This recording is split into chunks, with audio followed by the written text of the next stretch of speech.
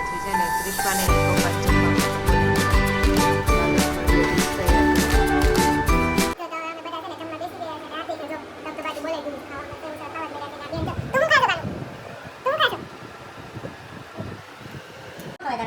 જો બે ડીશ ખવાઈ ગઈ છે ને ત્રીજી ડીશ બને છે કટબાટી બોલાવે છે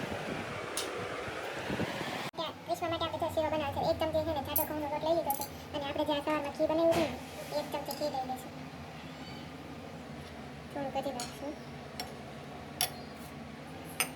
ના એ છે ગરમ પાણી ખાવાનું મૂકી દીધું છે હું એના છે ને જ્યારે શીરો બનાવવાનો ત્યારે એક ચમચીનો બનાવું એટલે એને બધું ખવાય છે અને એને જરીકે ઠંડો થઈ જાય તો શીરો ન ખાવે એટલે આપણે એને ગરમ ગરમ શીરો બનાવી નાખવાનો આજે મિસળ પાવ બનાવ્યા હતા એટલે એને બ્રેડવાળું એને ખાવાનું ન હોય એ ખાય પણ જરીક જ ખાય પછી એને બહુ પાવવાળું કે બ્રેડ ને એવું કંઈ નથી ખાતું એટલા માટે એનો શીરો બનાવી દઉં